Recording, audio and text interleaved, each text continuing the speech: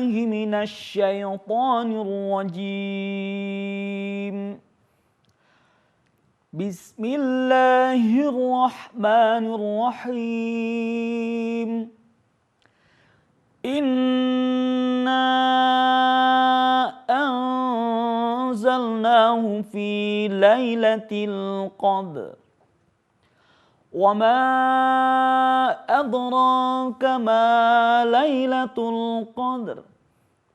Lailatul qadri khairum min alfi syahr. Tanazzalul malaikatu war-ruhu fiha bi'izni rabbihim min kulli amr. Salamun hiya hatta matla'il fajr. Shadaqallahul azim. Assalamualaikum warahmatullahi wabarakatuh.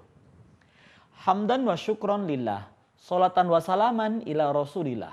La haula wa la quwata illa billah. Adik-adik, para santri yang Kak Bimo cintai, surat Al-Fajr adalah surat yang menceritakan tentang kisah turunnya Al-Quran. Mau nggak kalian mendengarkan kisah turunnya Al-Quran? Coba.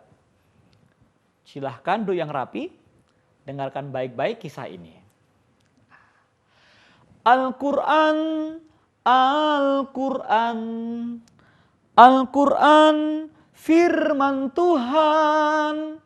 Diturunkan malaikat Jibril, kawan pelajari serta diamalkan. Di sebuah puncak gunung bernama Jabal Nur, ada sebuah gua kecil bernama Gua Hira. Nah, tanggal 17 Ramadan di malam hari, ada seorang pria tampan sedang duduk bersemayam di dalam gua itu.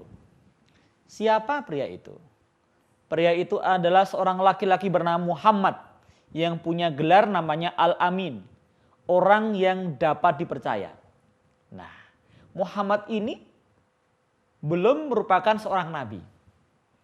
Dia punya kebiasaan menginap di gua itu. Mengapa ia menginap? Nah, ini masalahnya. Karena beliau hatinya sangat prihatin. Beliau sedih melihat tetangganya yang jahat. Bagaimana nggak jahat? Hobinya mereka berperang.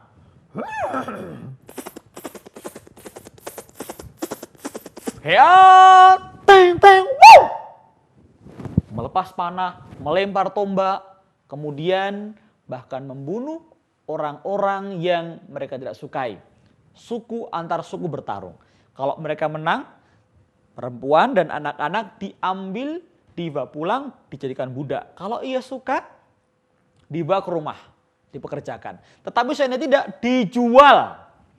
Ini adalah kekejaman dan kebodohan orang-orang Quraisy zaman dulu. Bukan hanya itu, selesai mereka berperang, kemudian mereka biasanya menuju ke Ka'bah. Untuk apa? Rupanya mereka bukan untuk umrah, tawaf, atau yang lainnya. Tapi mereka justru menyembah patung-patung yang ada di sekitar Ka'bah. Patung buatan mereka sendiri. Dari batu, dari kayu, dari makanan, dari barang-barang bekas. Dibikin patung dan patungnya disembah. Zaman kebodohan. Zaman jahiliyah. Orang tidak menggunakan hati, akal pun tidak. Yang ia gunakan hanya keinginan nafsunya sendiri. Itulah yang bikin Nabi Muhammad. Bahkan ada nih, sampai hati orang tua membawa anaknya ke padang pasir, lalu dibuatkan kubur, ditanam hidup-hidup. Hanya karena bayi ini perempuan. Mereka malu punya anak perempuan. Mereka bangga kalau punya laki-laki. Padahal yang paling mulia bukan laki perempuannya, tapi ketakwaannya pada Allah. Ketika Nabi Muhammad mengajarkan Islam. Nah, adik-adik, para santri yang kakak cintai, malam itu Muhammad sedang terduduk membaca kalimat-kalimat yang mulia memuji Allah Ta'ala. hatinya yang susah itu dia obati dengan mendekatkan diri pada Allah Subhanahu wa taala. Tanpa disangka dinyana. Lelaki gagah ini dikejutkan dengan datangnya seorang tamu yang meluncur dari langit.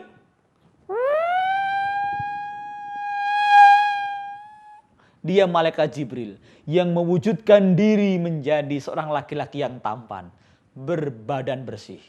Tetapi meskipun tampan dan bersih, karena datangnya tiba-tiba, Nabi takut juga. Ini kan pertama kali jumpa. Nabi takut, apalagi Kak Bimo. Coba kalau kamu tiba-tiba muncul seorang yang datang depan kau, kemudian tertawa atau menakutimu. Apa yang akan terjadi? Pasti kamu akan bisa-bisa kamu lari atau kamu ketakutan. Ya kan? Nabi juga kaget. Bukan hanya kaget, tiba-tiba makhluk ini menjadikan Nabi semakin kaget karena dia mendekat dan kemudian mengucapkan beberapa kata. Iqra, bacalah. Nabi yang masih ketakutan dan bingung, dia mengatakan, Ma Nabi Qori, aku gak bisa baca. Ingat Nabi Muhammad itu Ummi, artinya apa? Tidak bisa baca tulis. Bukannya dia berhenti atau kapok, malah semakin mendekat malaikat Jibril itu. Iqra, bacalah. Ma Nabi Qori. Keringat dingin menetes karena takut, jantung berdegup keras. Nabi Muhammad mundur, punggungnya menempel pada dinding gua yang kecil itu. Bukannya malaikat Jibril pergi, malah ia mendekat kemudian memeluk Nabi Muhammad erat-erat dan membaca surah Al-Alaq 1-5. Nabi Muhammad pun dituntun untuk membacanya. Apa bunyinya? Iqra. Bismi rabbikal ladzi khalaq. Khalaqal insana min 'alaq. Iqra wa rabbukal akram. Alladzi 'allama bil qalam. 'Allamal insana ma lam ya'lam. Nabi Muhammad dalam pelukan Jibril menirukan ayat demi ayatnya sehingga ia hafal. Saat dilepaskan badannya pun terasa lemas tapi lega rasanya. Jibril menghilang. Assalamualaikum. Dia meninggalkan Muhammad. Nabi Muhammad yang tampan tadi, yang gagah itu tiba-tiba tampak seperti orang yang sangat ketakutan sekali. Ia turun di Gua Hira. Ia keluar dari gua, turun dari Jabal Nur, kembali menuju kota Mekah. Padahal Jabal Nur itu Jabal Nur itu kalau kita panjat 2 jam lamanya. Apalagi zaman itu gak ada tangganya. Batunya tajam-tajam. Pasirnya tajam, lembut, bisa melukai kaki. Dia bergegas, mungkin terjatuh, mungkin terguling. Karena ketakutan buru-buru sampai rumah. Ia ketuk pintu ketika sampai rumah. Khadijah, bukakan pintu Khadijah. Khadijah bukakan pintu, ia saksikan Nabi Muhammad suaminya dalam keadaan kedinginan. Kemudian Nabi mengatakan, Zamiluni, selimuti aku. Dipapalah Muhammad, dibaringkan ke pembaringan, diselimuti dengan selimut yang tebal.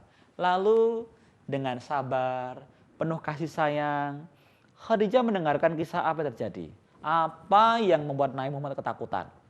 Setelah mendengarkan kisahnya, Nabi tertidur, buru-buru ia keluar rumah, menemui pamannya, seorang pendeta Nasrani yang sedang menunggu-nunggu sesuatu di akhir hayatnya. Apa yang ditunggu-tunggu oleh Waraqah?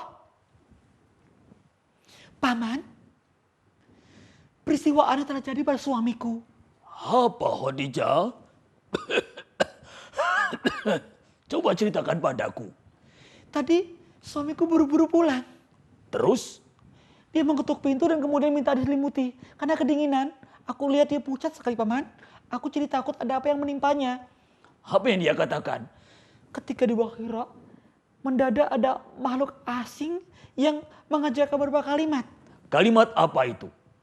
Lalu Khadijah mengatakan kalimat-kalimat yang ada dalam surah Al-Alaq kepada Waraqah.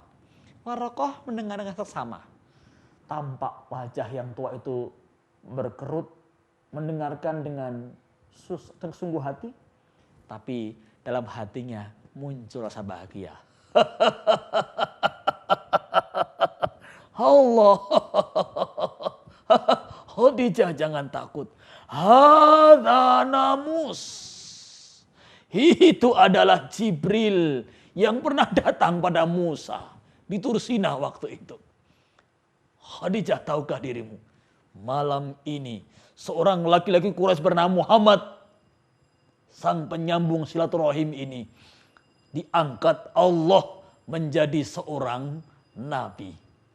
Selamat atasmu Khadijah. Dampingilah ia dalam perjuangan. Andai saja badanku masih kuat. Kenapa Paman? Kenapa Paman bilang begitu? Andai saja badanku masih kuat, akan kubela suamimu dengan sungguh-sungguh saat ia dicerang, saat dia diusir oleh orang-orang Quraisy di sini. Jadi suamiku kan banyak musuhnya. Itulah tabiat dakwah. Di mana Nabi Rasul menyuarakan kebenaran, maka umat yang jahat, umat yang buta hatinya akan menyerang dia, bahkan mengusirnya. Sampai kalau perlu bunuh nabi-nabi itu. Bawalah ia ke tempat ini. Besok akan kuberikan penjelasan pada suamimu. Baik Paman, aku berjanji besok akan kuajak suamiku menemuimu. Malam itu Nabi Muhammad diangkat sebagai nabi. Muhammad pria Quraisy ini diangkat sebagai nabi dengan turunnya wahyu bernama Al-Quran. 17 Ramadan. Al-Quran, Al-Quran, Al-Quran, firman Tuhan diturunkan malaikat Jibril kawan, pelajari serta diamalkan. Taurat, Zabur dan Injil, Al-Quran penyempurnanya. Kitab suci jadikan pedoman kawan, pelajari serta diamalkan. Al-Quran ini akan menemani kita saat kita di alam kubur, di padang mahsyar, dan di akhirat sebagai kawan pembela. Atas izin Allah Subhanahu wa Ta'ala. Kelak di surga, siapa yang paling banyak membaca Al-Quran, Allah akan berikan mahkota cahaya dan baju berlapis 62 cahaya. Dan dimuliakan orang tua, tempat yang paling tinggi. Belum dikatakan kita berbakti kepada orang tua, seandainya kita belum memberikan mahkota cahaya itu pada mereka. Disebabkan karena kita baca Al-Quran dan rajin membacanya. Assalamualaikum warahmatullahi wabarakatuh.